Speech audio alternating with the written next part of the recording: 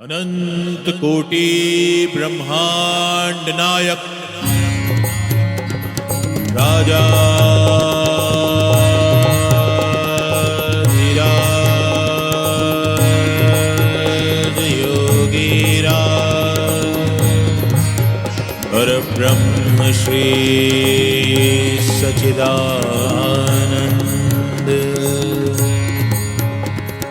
सद्गुरु श्री साईनाथ महाराज।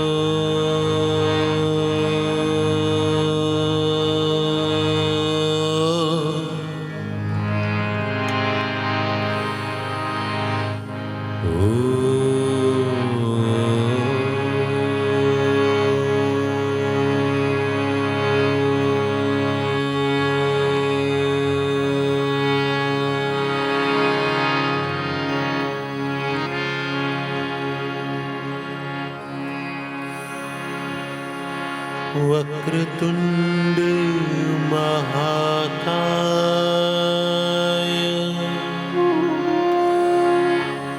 सूर्यकोटि समप्रभ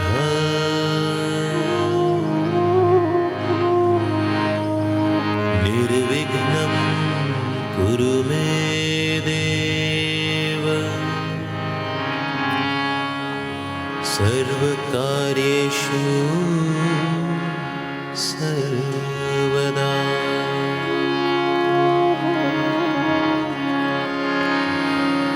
गजाननं भूतगणादिसेवितं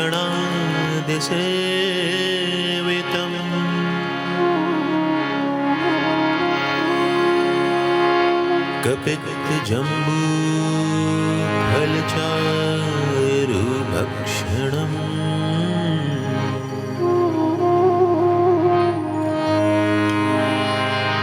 उमासुतं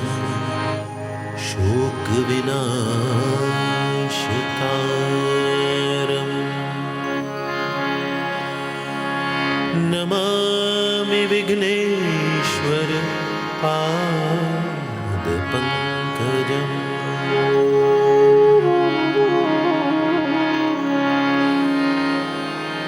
या देवी सर्वभूतेषु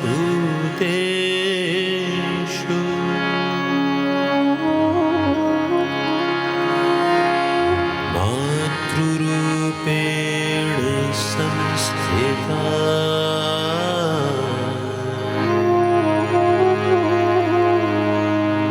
नमस्तस्यै नमस्तस्यै नमस्तस्यै नमो नमः।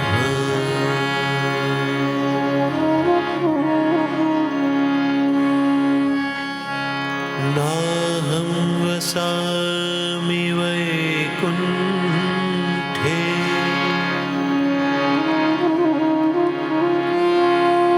योगिनां हृदयेन च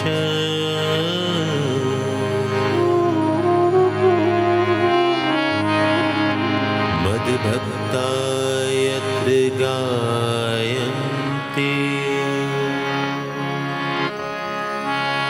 तत्र प्रतिष्ठामि नारद।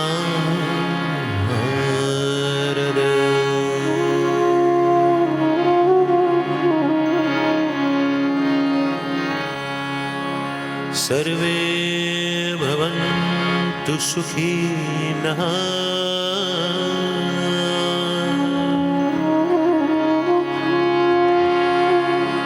सर्वे सन्तु निरामया।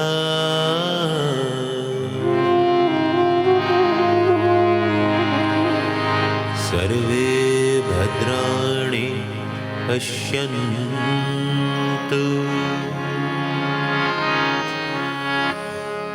मा कश्चित् दुःखभाग् भवेत्।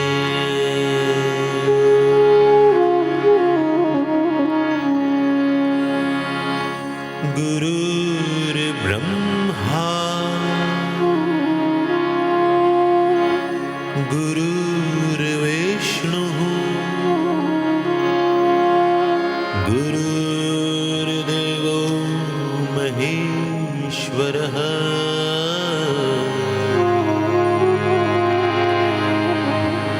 गुरुर्साक्षात् परब्रह्म।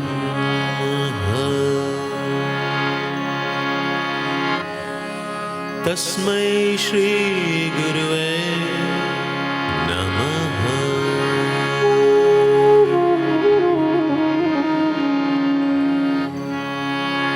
त्वमेव माताश्च पिता त्वमेव। त्वमेव बन्धुश्च सखा त्वमेव।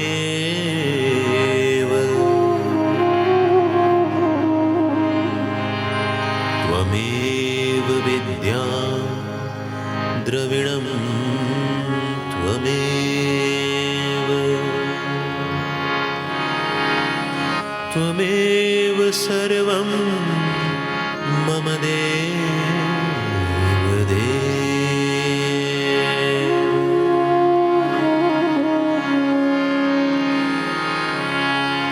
मेरा मुझ में कुछ नहीं।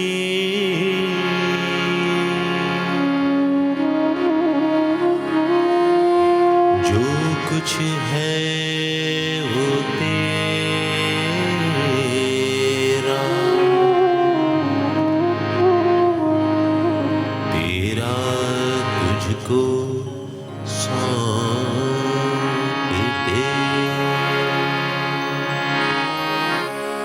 क्या लागे है मेरा।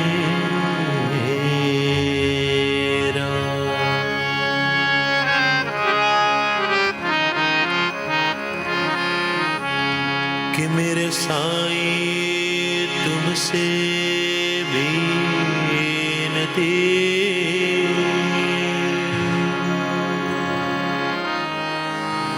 दोनों साथ रख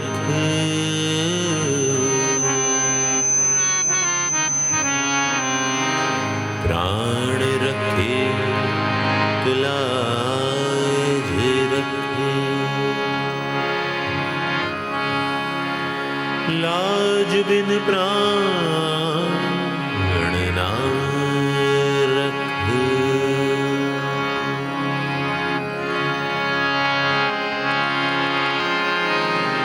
काल करे सो आज कर।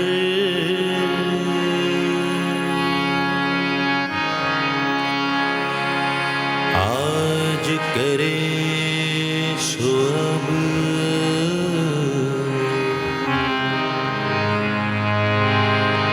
पल में परलय होएगी। बहुरी करेगा कब।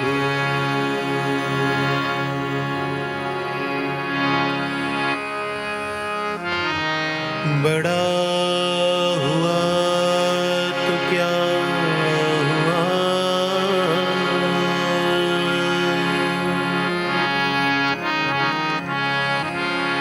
जैसे पेड़ खजूर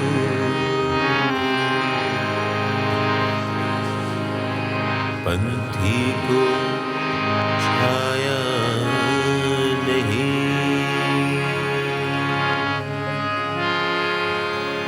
फल लागे अति दूर।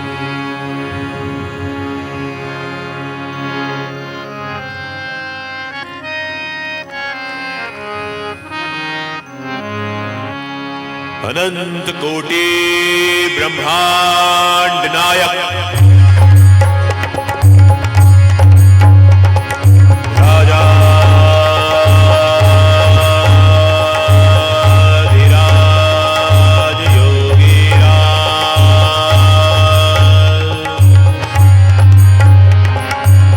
परब्रह्म श्री सच्चिदानंद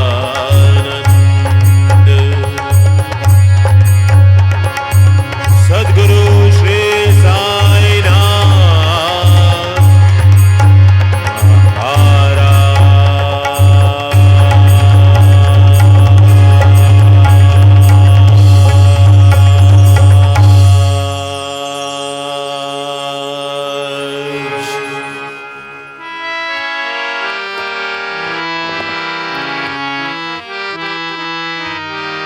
आना ही पड़ेगा तुम्हें, आना ही पड़ेगा, आना ही पड़ेगा तुम्हें, आना ही पड़ेगा, आना ही पड़ेगा तुम्हें, आना ही पड़ेगा, आना ही पड़ेगा तुम्हें, आना ही पड़ेगा, शिरडी के साईं तुम्हें आना ही पड़ेगा, शिरडी के साईं तुम्हें आना ही पड़ेगा, शिरडी के साईं तुम्हें आना ही पड़ेगा, शिरडी के साईं तुम्हें आना ही पड़ेगा, रूप सलोना दिखाना ही पड़ेगा, रूप सलोना दिखाना ही पड़ेगा, रूप सलोना दिखाना ही पड़ेगा, रूप सलोना दिखाना ही पड़ेगा, आना ही पड़ेगा, आना ही पड़ेगा तुम्हें, आना ही पड़ेगा, आना ही पड़ेगा तुम्हें, आना ही पड़ेगा, शिरडी के साईं तुम्हें आना ही पड़ेगा, शिरडी के साईं तुम्हें आना ही पड़ेगा।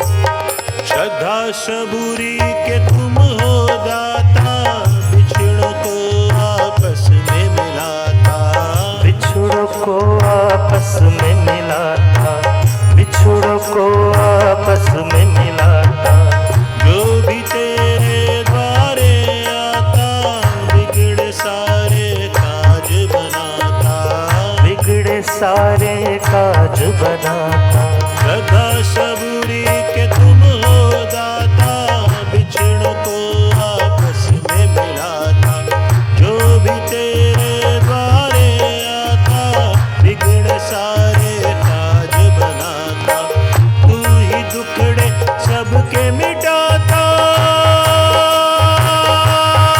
बाबा तू ही दुखड़े सबके मिटाता, आना ही पड़ेगा, आना ही पड़ेगा तुम्हें, आना ही पड़ेगा, आना ही पड़ेगा तुम्हें, आना ही पड़ेगा, शिरडी के साईं तुम्हें आना ही पड़ेगा, शिरडी के साईं तुम्हें आना ही पड़ेगा।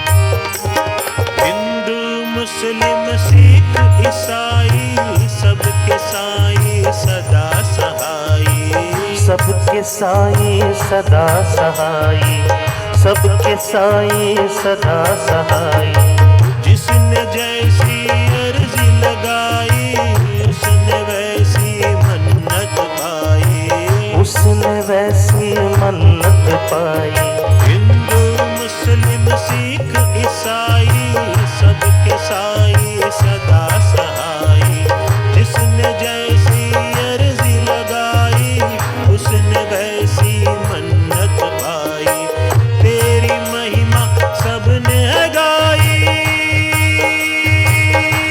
ओ साई तेरी महिमा सबने गाई आना ही पड़ेगा आना ही पड़ेगा तुम्हें आना ही पड़ेगा आना ही पड़ेगा तुम्हें आना ही पड़ेगा शिरडी के साईं तुम्हें आना ही पड़ेगा शिरडी के साई तुम्हें आना ही पड़ेगा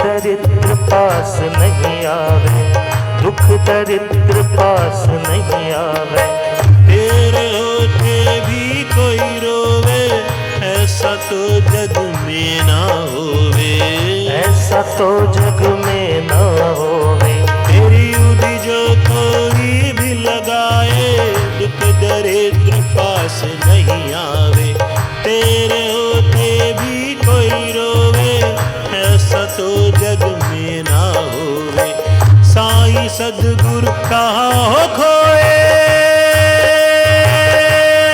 बाबा साईं सद्गुरु कहाँ हो खोए आना ही पड़ेगा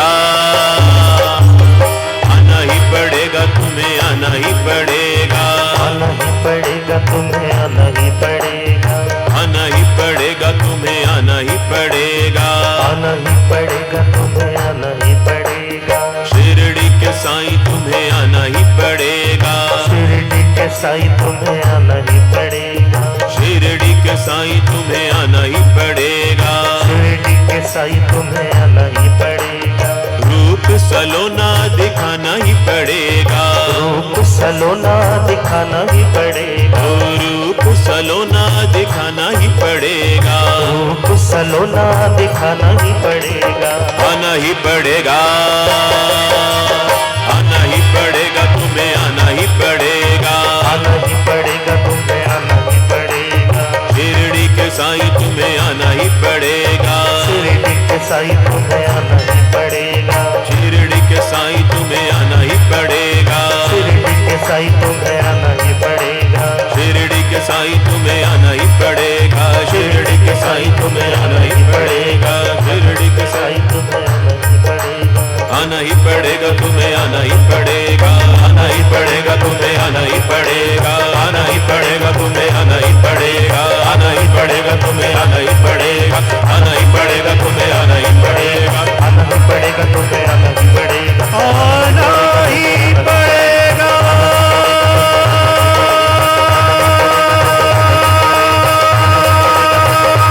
साईं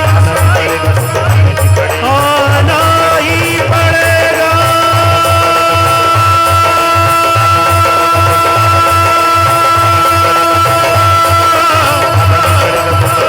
आना ही पड़ेगा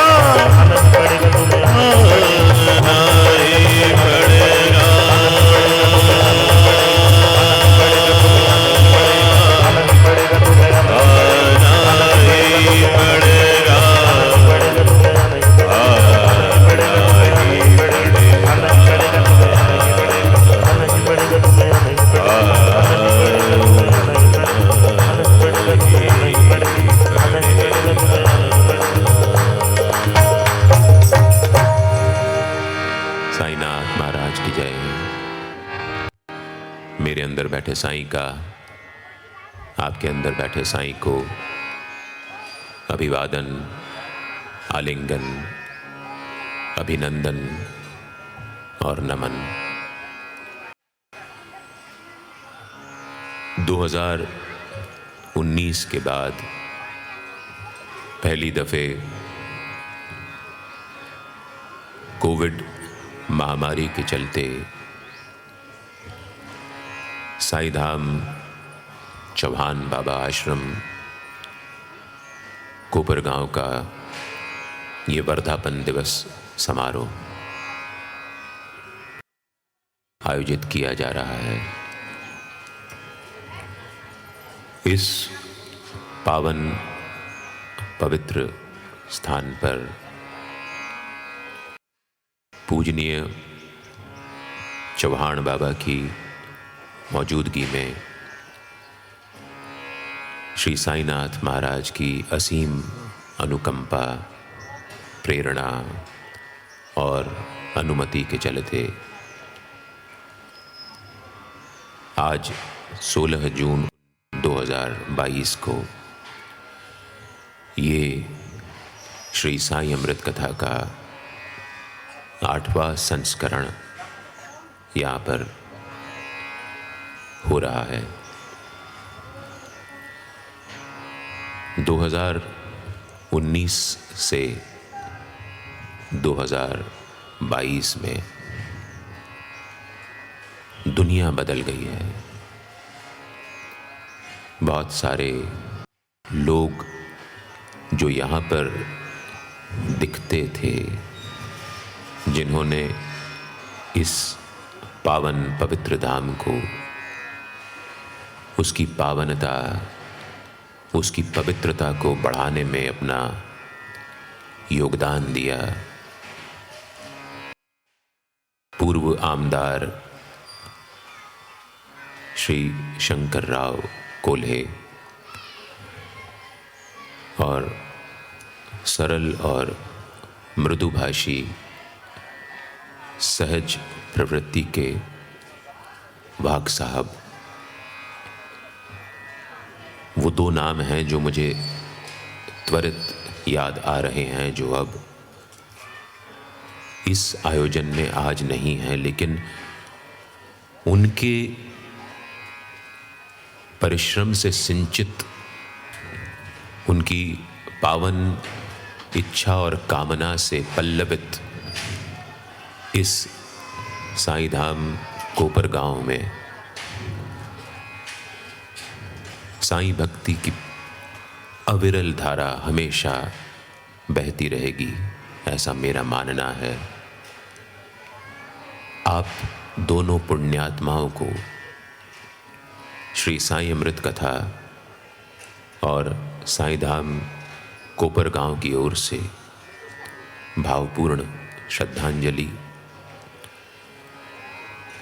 पूर्ण विश्वास है कि आप और आप जैसी पवित्र आत्माएं जिस लोक में, जिस योनि में, जहाँ भी विचरण कर रही हैं, वहाँ पर साईं भक्ति की अविरल धारा अवश्य ही बह रही होगी। क्योंकि आत्मा का तो सरल स्वभाव है कि वो ना पैदा हो सकती है और ना ही समाप्त हो सकती है। केवल वो अपने वस्त्र बदल लेती है, चोले बदल लेती है और अपना रूप, रंग और ढंग बदल लेती है। हमारा पूर्व जन्मों में किया हुआ कर्म, उसका प्रताप ये तय करता है कि अगले जन्म में हमें क्या योनि मिलेगी, हम क्या बनेंगे। और अंतिम समय पर हम जिसका ध्यान करते हैं, हम उसी के गुण लेकर के पुनः कहीं न कहीं अवतरित हो जाते हैं। एक बार पुनः चौहान बाबा आश्रम के आप सभी प्रेमी श्रद्धालुओं की ओर से सभी को, जिन्होंने पिछले 3 वर्षों में अपने इष्ट मित्र परिजन किसी को भी खोया है, आप सभी को श्रद्धापूर्वक नमन।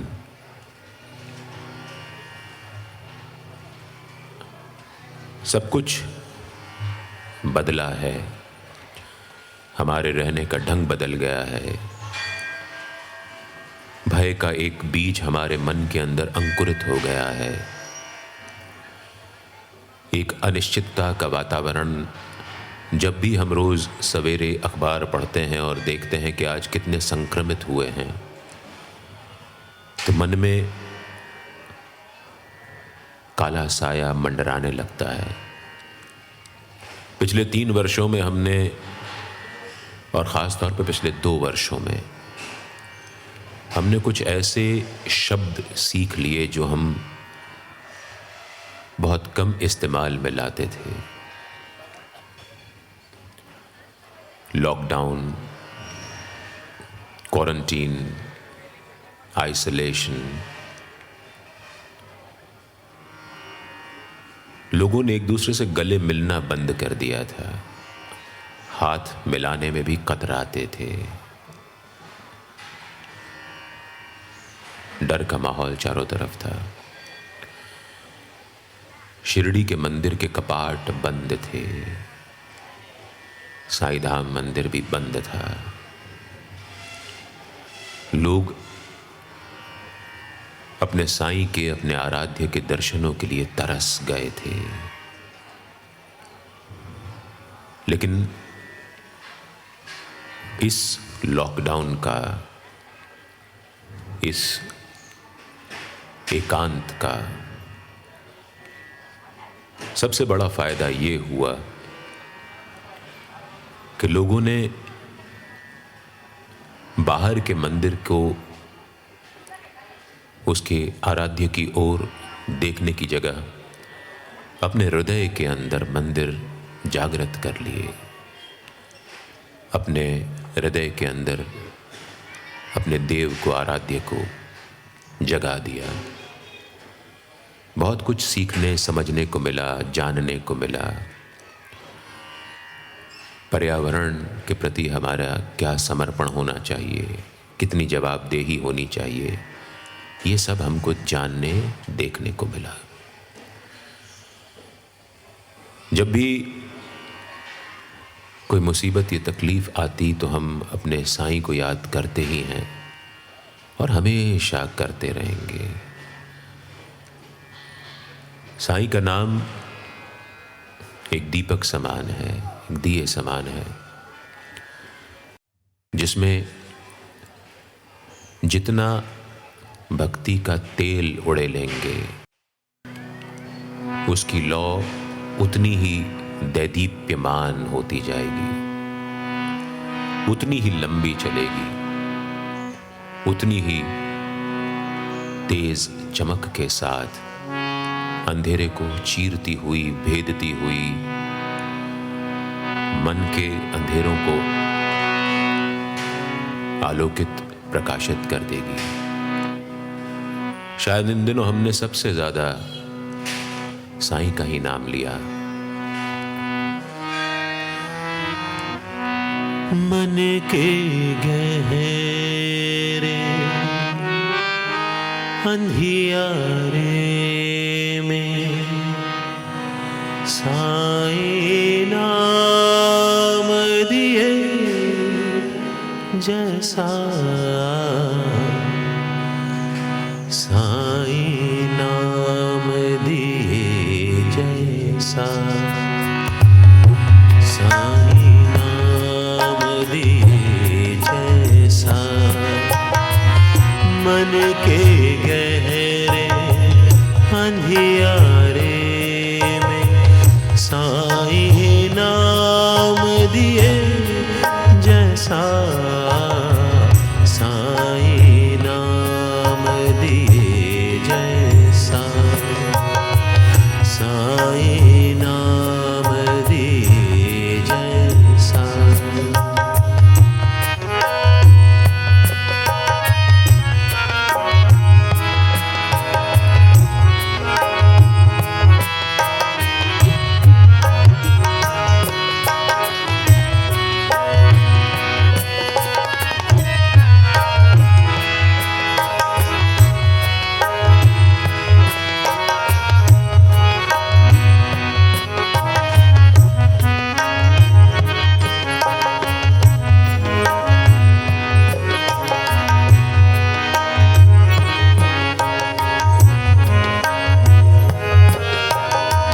जिसने साईं साईं ध्याया उसने जीवन का सुख पाया।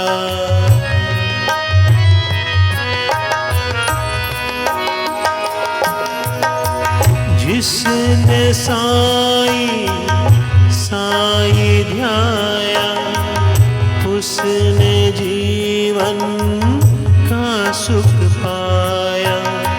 सांसों के बहते धारे में साईं नाम दिए जैसा, साईं नाम दिए जैसा। मन के गहरे अंधियारे में साईं नाम दिए जैसा, साईं नाम दिए जैसा, साईं नाम दिए जैसा।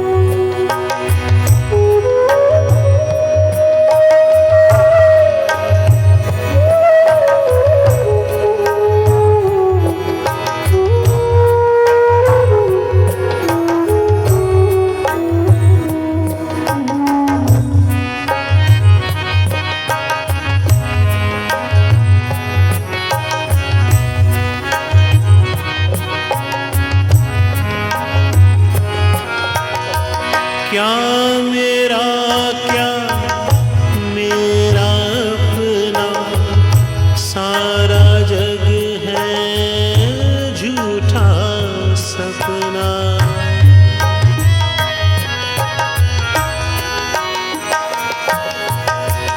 क्या मेरा क्या मेरा अपना सारा जग जग माया के चौबारे में साईं नाम दिए जैसा, साईं नाम दिए जैसा।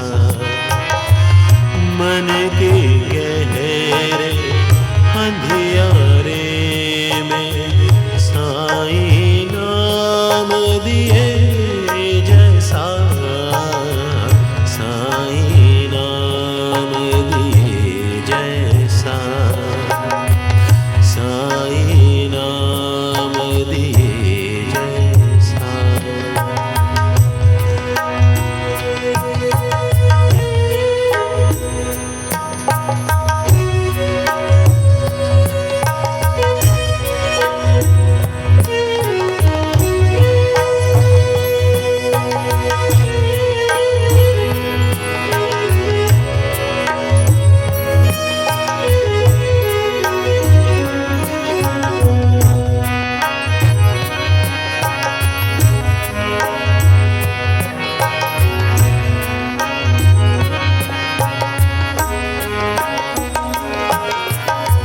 कोई न जिसका इस दुनिया में साईं उसकी बाहें थामे।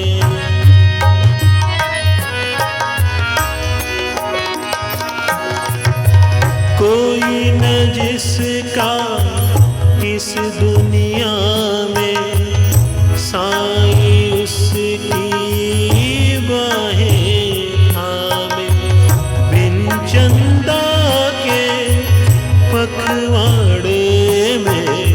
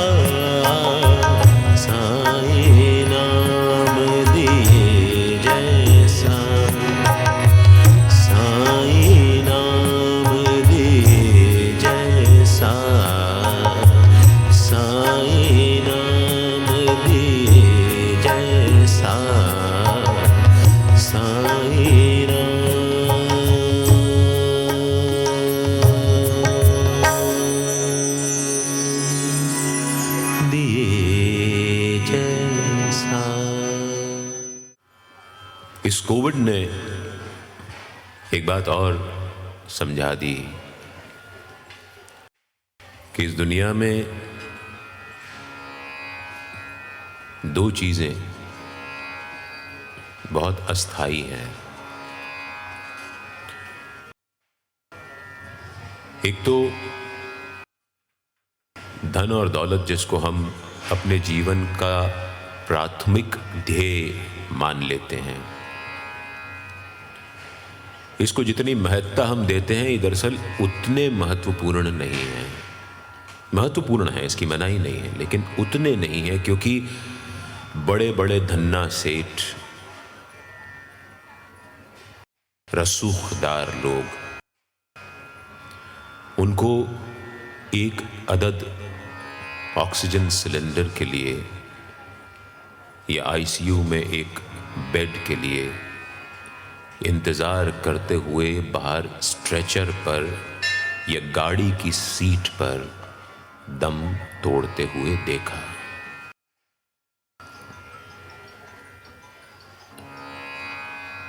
दूसरी चीज जिसको हम बहुत ज्यादा सरलतापूर्वक लेते हैं, कैजुअली लेते हैं, वो है हमारी सांसों की धार।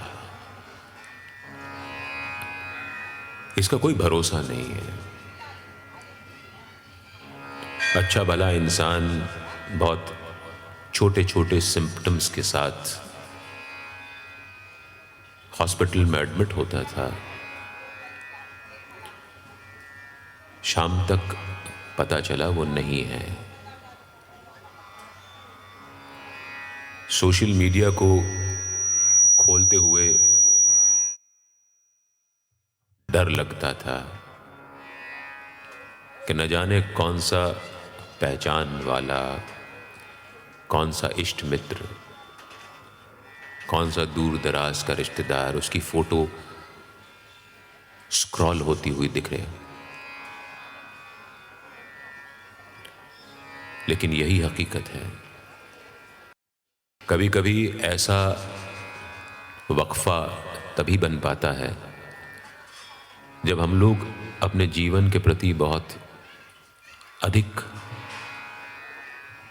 लापरवाह हो जाते हैं, और ये लापरवाही है जो हमको इस कष्टदायी महामारी के मुहाने तक ले गई थी। सामान 100 सालों का, पता एक घड़ी का भी नहीं। और अहंकार किसी भी बात का, किसी का भी टिकता नहीं है। हमको याद तो रहता है लेकिन भूल जाते हैं। रामायण को भूल जाते हैं, जिसमें रावण राम से अधिक बलवान, ज्ञानवान, पराक्रमी, लेकिन हार किसकी हुई? जब जब भी हम अपने अहंकार में जीते हैं, हम किसी की शांति का अपहरण कर लेते हैं। रावण ने भी किसी की शांति का अपहरण कर लिया और अपने अशोक वाटिका में उसको बसा लिया। शांति का अपहरण करने से शांति हमारा वरण कर लेगी, ऐसा नहीं होता। किसी और की शांति भंग करके हम अपनी शांति को बढ़ा नहीं सकते। ये याद रखना होगा। पता हम सबको है, हम सब बहुत ज्ञानी हैं, चिर ज्ञानी लोग हैं हम लोग। हम में से सबको पता है कि जीवन क्षण भंगुर है। हम सबको पता है कि चोरी नहीं करना है। हम सबको पता है झूठ नहीं बोलना है। हम सबको पता है षड्यंत्र नहीं करना है। हम सबको पता है किसी को तकलीफ नहीं देनी है। लेकिन हम सब यही करते हैं क्योंकि भूल जाते हैं। ज्ञान पर अज्ञान की परत चढ़ जाती है। तब याद करना चाहिए उस फटेहाल फ़कीर को जो ताउम्र उस टूटी फूटी मस्जिद में रहा, जिसकी छत में इतने छेद थे कि ये समझ में नहीं आता था कि छत में छेद है या छेद में छत है। फर्श नाम को नहीं था, दीवारें चारों तरफ से गल चुकी थी और वो फ़कीर भिक्षा मांग करके अपना गुजारा करता था। हमारे दर्शन में, हमारे शास्त्रों में भिक्षा को आत्मा का तप कहा गया है और यही आत्मा का तप साईं ने किया ताकि वो अहंकार से दूर रह सके। भिक्षा मांगना और भीख मांगना ये दो अलग अलग बातें हैं। साईं भिक्षा मांगते थे, भीख नहीं मांगते थे। भीख तो वो बांटते थे। हमारे समाज में 4 आश्रम बताए गए हैं: ब्रह्मचर्य, गृहस्थ, वामप्रस्थ और सन्यास। उम्र के अलग अलग पड़ावों पे हमको इन आश्रमों में दाखिला ले लेना चाहिए। इसमें से जो गृहस्थ होते हैं उनकी जिम्मेदारी बन जाती है कि वो ब्रह्मचारी, सन्यासी और वामप्रस्थी को भोजन कराएं। चूंकि साईं एक प्रकार से सन्यासी थे और ताउम्र उन्होंने ब्रह्मचर्य के व्रत का पालन किया, इसलिए हम गृहस्थों की जिम्मेदारी का एहसास हमको कराने के लिए साईं हमसे भिक्षा मांगा करते थे। कोई अगर साईं को भिखारी कहता है तो वो ना समझ है। साईं भिक्षुक थे। वो केवल और केवल हमको हमारी जिम्मेदारियों का एहसास कराने घर घर जाकर के भिक्षा मांगते थे। शिरडी की गलियों में फिरे है साईं, हाथ में लेके झोली। शिरडी की गलियों में फिरे है साईं, हाथ में लेके झोली। भिक्षा दे माई, भिक्षा दे माई, भिक्षा दे माई, भिक्षा दे माई। सूरत कितनी भोली, साईं जाते द्वार द्वार भिक्षा मांगे बार बार। साईं जाते द्वार द्वार भिक्षा मांगे बार बार। शिरडी की गलियों में फिरे है साईं, हाथ में लेके झोली। भिक्षा दे माई, भिक्षा दे माई, भिक्षा दे माई, भिक्षा दे माई। सूरत कितनी भोली, साईं जाते द्वार द्वार भिक्षा मांगे बार बार। साईं जाते द्वार द्वार भिक्षा मांगे बार बार।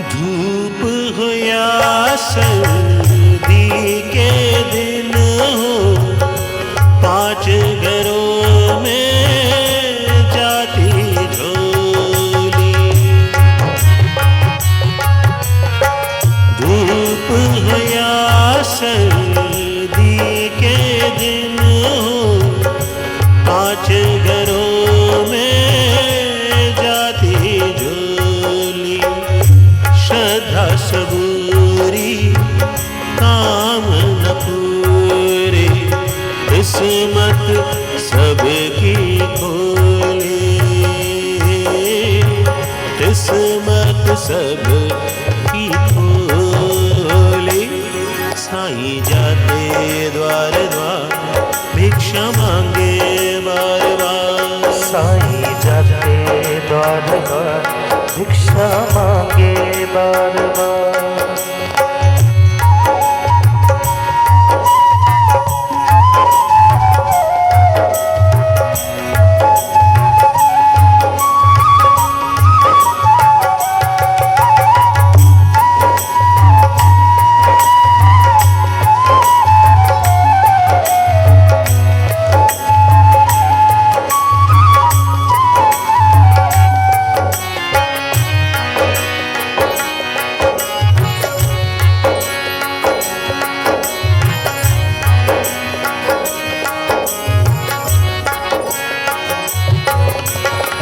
मस्जिद माई या हो बगीचा, महक तुम्हारी हर पल आई।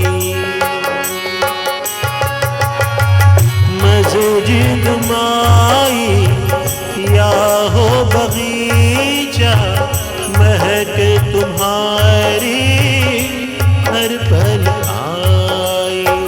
सबका मालिक एक है साईं, साईं मेरे महादानी। साईं मेरे महादानी। साईं जाते द्वार द्वार भिक्षा मांगे बार बार। साईं जाते द्वार द्वार भिक्षा मांगे बार बार।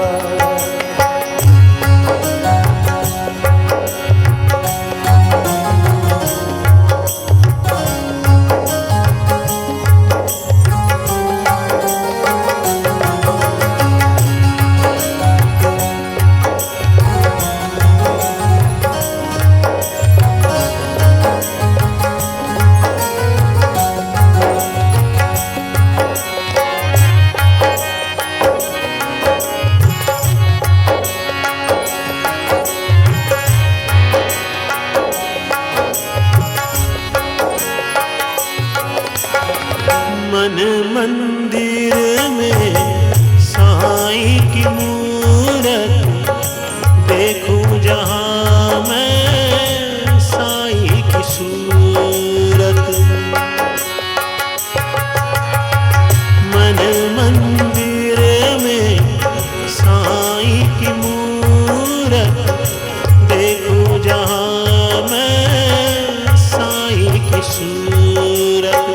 कण कण में मेरे साईं बसे हैं, साईं पे मैं बलिहारी हूँ। साईं पे मैं बलिहारी। साईं जाते द्वार द्वार भिक्षा मांगे बार बार। साईं जाते द्वार द्वार भिक्षा मांगे बार बार। शिरडी की गलियों में फिरे है साईं, हाथ में लेके झोली। भिक्षा दे माई, भिक्षा दे माई, भिक्षा दे माई, भिक्षा दे माई। सूरत कितनी भोली।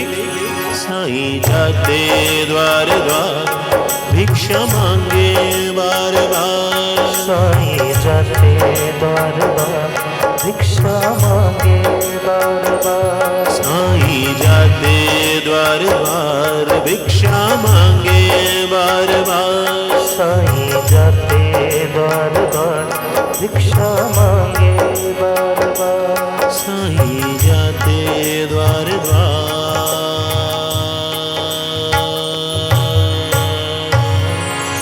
भिक्षा मांगे बार बार। दाभोलकर इस श्री साईं सच्चरित्र में बाबा की भिक्षा मांगने का उनके कारणों का खुलासा बाबा की मर्जी से और उनकी अपनी बुद्धि से करने की कोशिश करते हैं। दाभोलकर लिखते हैं कि चूंकि साईं बाबा कांचन यानी धन संग्रह से, कीर्ति यानी प्रसिद्धि से, और कामिनी यानी परिवार से, घर से दूर थे, इसलिए भिक्षा मांगना उनका प्रारब्ध हो जाता है।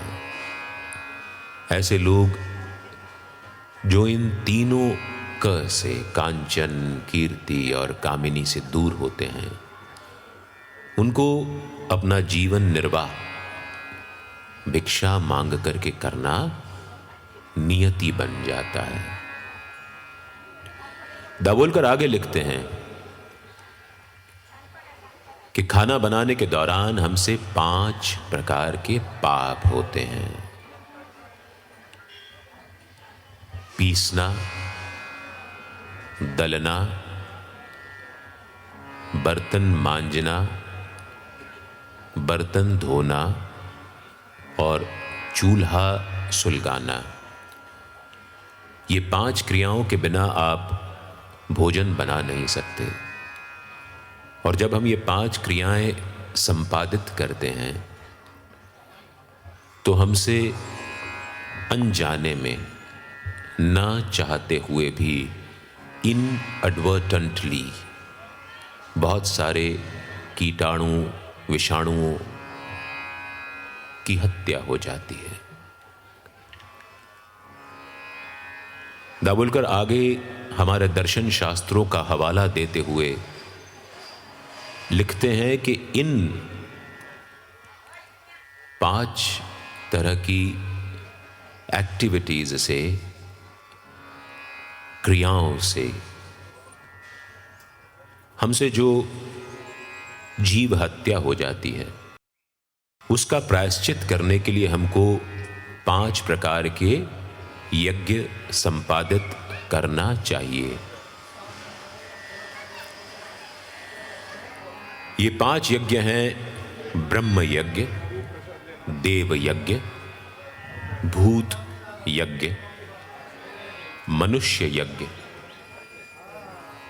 और गण यज्ञ। ब्रह्म यज्ञ यानी वेद, पुराण इत्यादि का अध्ययन करके अपनी आत्मा को शुद्ध करना। ये बाबा ने कमोबेश सभी उनके भक्त जो मस्जिद में आते थे उनको प्रेरणा दी। किसी को एकनाथी भागवत, किसी को पंचरत्नी गीता, किसी को रामायण।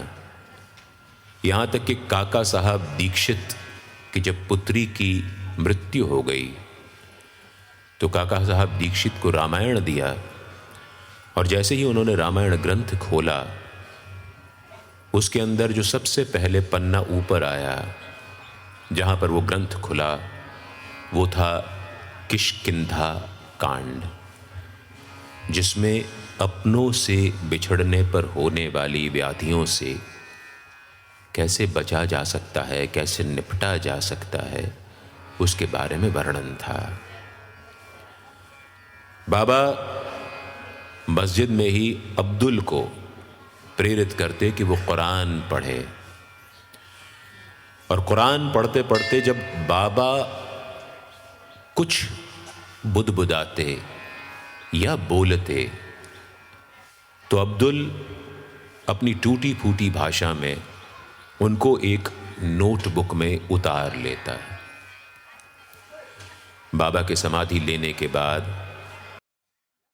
लोग बहुत विश्वास के साथ अब्दुल के पास आते और अपनी व्याधियों का समाधान मांगते, तो अब्दुल रैंडमली कभी भी कहीं से भी कोई भी पन्ना उस नोटबुक का खोलता और उसको पढ़ देता,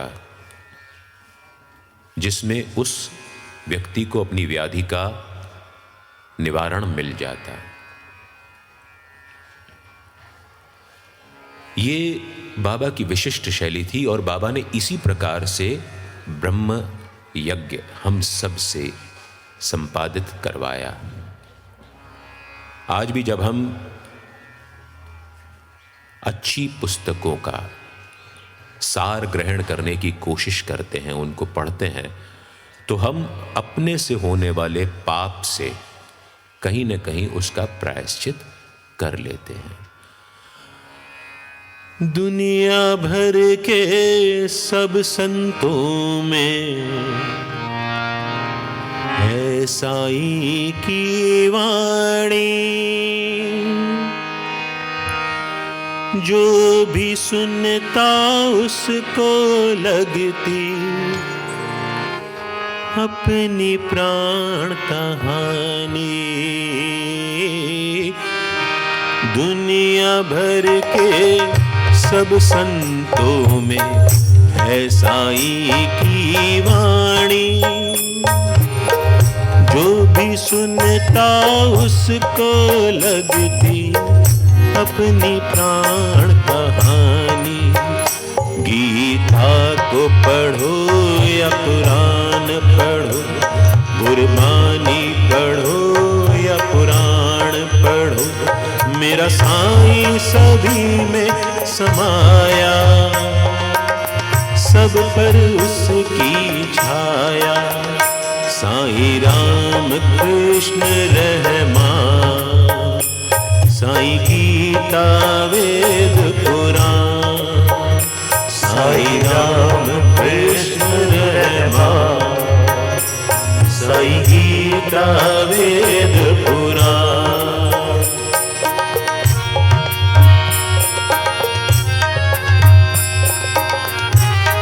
दूसरा यज्ञ बाबा ने बताया, दाभोलकर जी ने इसमें लिखा है देव यज्ञ।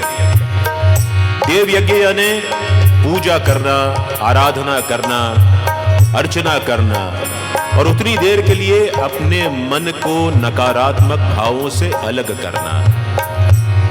यूएस में अभी कुछ साल पहले हुए एक शोध में यह प्रमाणित पाया गया है कि अगर आप दिन में 2 मिनट भी, मात्र 2 मिनट भी पूरे मनोयोग से प्रार्थना करते हैं तो आपका जीवन कई प्रतिशत सुधर जाता है।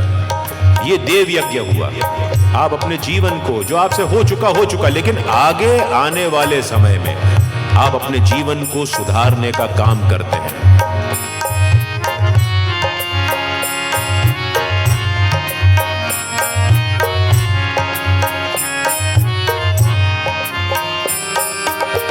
इस दुनिया में सच्चे मन से जिसने साईं को ध्याया, साईं ने उसने साईं को एक दूजे को पाया।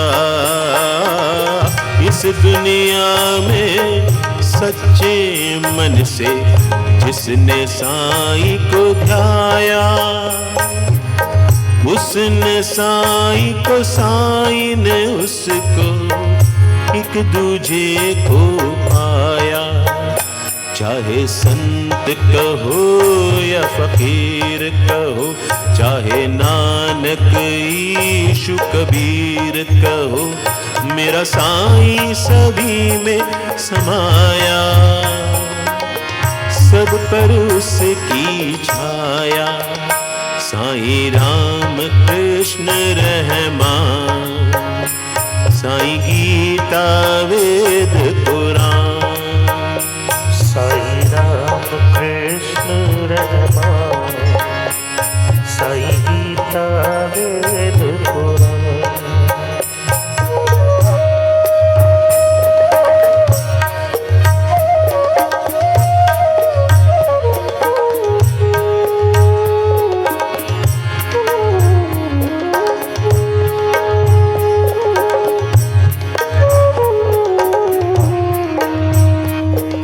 दाभोलकर अगली युक्ति लिखते हैं इन पापों से मुक्ति पाने की, कि वो है मनुष्य यज्ञ।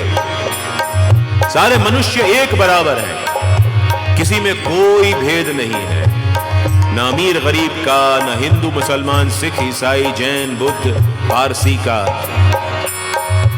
ना बुद्धिमान बुद्धिमंद का। किसी भी प्रकार का कोई भेद किसी में नहीं है, सभी को एक बराबर मानना चाहिए। यही साईं ने किया।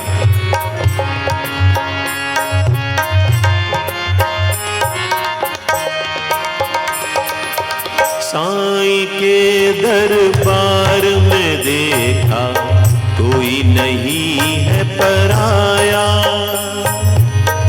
जो भी उसकी शरण में आया उसको गले लगाया। साईं के दरबार में देखा कोई नहीं है पराया, जो भी उसकी शरण में आया उसको गले लगाया। चाहे राम कहो या रहीम कहो, चाहे कृष्ण कहो या करीम कहो, मेरा साईं सभी में समाया।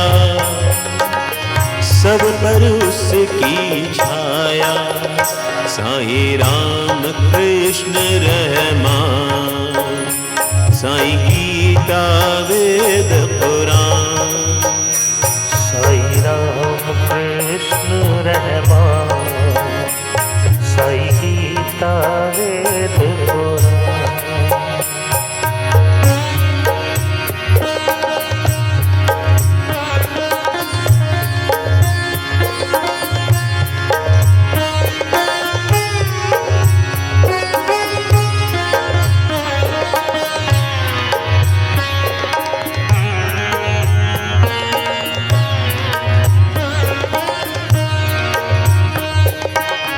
बाबा खुद अपनी जात अपने धर्म पर एक धुंध लेकर के चलते हैं। लोगों ने बहुत जानने की कोशिश करी कि वो हिंदू हैं मुसलमान हैं। लोगों ने बहुत जानने की कोशिश करी कि वो किस जात पंथ संप्रदाय से हैं, किस परिवार से हैं, किस कुल से हैं। लेकिन हमारे यहाँ कहावत है कि संत की नाड़ी और नदी का उद्गम, इन दो के बारे में कभी कोई चर्चा नहीं करनी चाहिए। इस पावन ग्रंथ में लिखा है कि बाबा ऐसी लीला रचते कि कोई ये जानने की कोशिश भी करता कि वो हिंदू है या मुसलमान है, तो या तो उसकी अपने प्रश्न की विस्मृति हो जाती, या बाबा उसको ये प्रश्न बुला करके कहीं और किसी और जगह उसका ध्यान लगा देते। मुसलमान हो हिंदू सिख हो सब साईं के प्यारे, जैन बुद्ध हो या ईसाई सब आंखों के तारे। मुसलमान हो हिंदू सिख हो सब साईं के प्यारे, जैन बुद्ध हो या ईसाई सब आंखों के तारे। मीरा को कहो या गौतम को, यीशु को कहो या ज़रतुष्ट्र को, मेरा साईं सभी में समाया। सब पर उसकी छाया, साईं राम कृष्ण रहमान, साईं गीता वेद पुराण। साईं राम कृष्ण रहमान, साईं गीता वेद पुराण। चाहे राम कहो रहमान कहो, चाहे गीता वेद पुराण कहो, मेरा साईं सभी में समाया। सब पर उसकी छाया, साईं राम कृष्ण रहमान, साईं गीता वेद पुराण।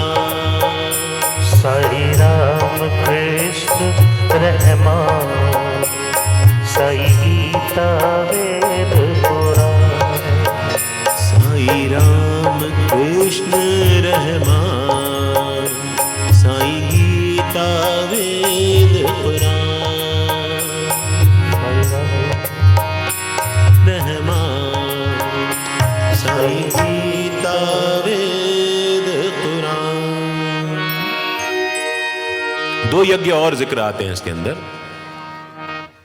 एक गण यज्ञ और एक भूत यज्ञ। सभी को जीने का समान अधिकार है, चाहे वो इंसान हो, जानवर हो, पशु हो, पक्षी हो, फूल हो, पौधे हो, सभी को जीने का अधिकार है। और अगर हम उनके इस अधिकार का संरक्षण करते हैं तो हम गण यज्ञ कर रहे होते हैं।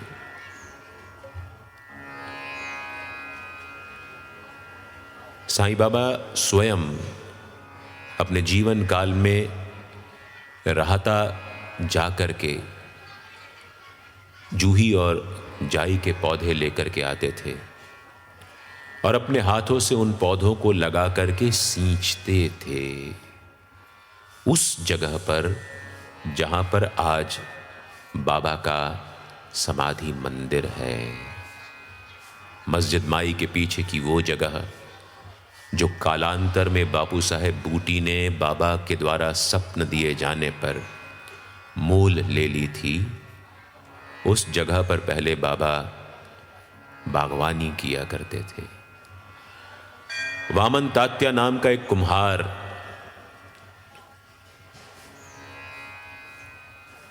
बाबा को 2 कच्चे घड़े रोज दिया करता था। बाबा उन्हीं घड़ों में पानी भरते और उन घड़ों से बाबा अपनी फुलवारी को सींचते और जैसे ही वो उन घड़ों को जमीन पर रखते, कच्चे होने के चलते वो घड़े फूट जाया करते थे। मिट्टी का सफर मिट्टी तक। बाबा की सच्चरित्र में असंख्य लीलाएं हैं जिनको हम पढ़ते हैं लेकिन समझते नहीं हैं। हम सब ने एक किस्सा पढ़ा होगा कि वामन तात्या ये घड़े बाबा को देता था और कच्चे देता था और बाबा उनको रखते और वो फूट जाते। कितने सुंदर उपमा है कि हम सब परमात्मा से ही आए हैं और परमात्मा में विलीन हो जाएंगे, लेकिन अच्छे से सरलता से विलीन होने के लिए हमको कच्चा रहना होगा। हम दुनिया में उसके भट्टी में तप करके अपने अंदर अहंकार, लोभ, ईर्ष्या ये सब ले आएंगे तो हम पक जाएंगे और जितने पकेंगे उतनी जगह ठोकर खाएंगे।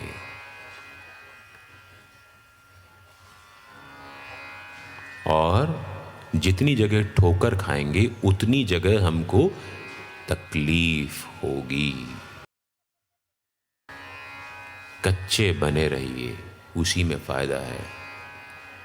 पक्के होंगे तो फूटेंगे तो जरूर, लेकिन टुकड़े टुकड़े हो जाएंगे। परमात्मा से एकाकार होने में बहुत समय लगेगा। कच्ची मिट्टी तुरंत एकाकार हो जाती है। मत कर माया को अभिमान, मत कर काया को घमंड, कायागार सीखा जी। मत कर माया को अभिमान, मत कर काया को अहंकार, कायागार सीखा जी। कायागार सीखा चीर जैसे ओसरा मोती, खटका पवन का लग जाय, तब का पवन का लग जाय, काया गार हो जाती। मत कर माया को अभिमान, मत कर काया को घमंड, कायागार सीखा जी।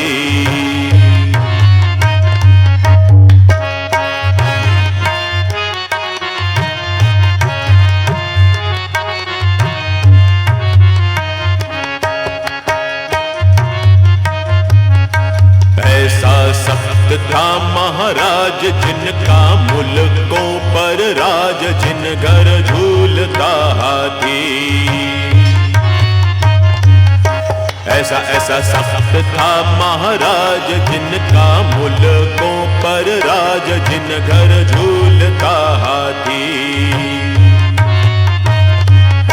जिन घर झूलता हाथी रे जैसे ओसरा मोती, झपका पवन का लग जाय, झपका पवन का लग जाय, काया कार हो जाती। मत कर माया को अभिमान, मत कर काया को घमंड, काया कार हो जाती।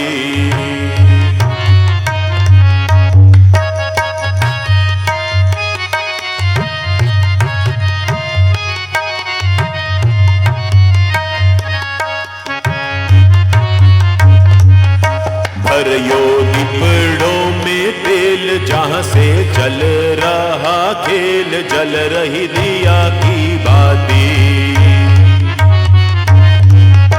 भरियो दीपड़ों में तेल, जहां से चल रहा खेल, जल रही दिया की बाती।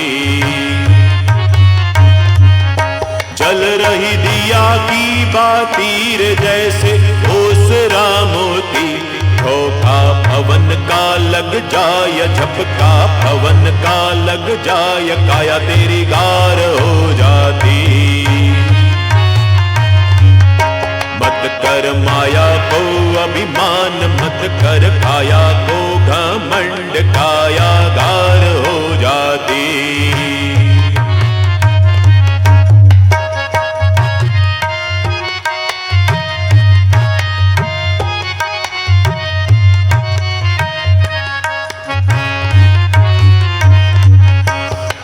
गया दीपड़ों में तेल, खत्म हुआ सब खेल, बुझ गई दिया की बाती।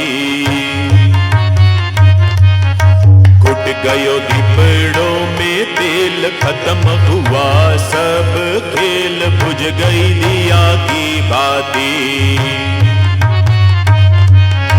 बुझ गई दिया की बाती रे जैसे ओसरा मोती, झोंका पवन का लग जाय, झपका पवन का लग जाय, काया गार हो जाती।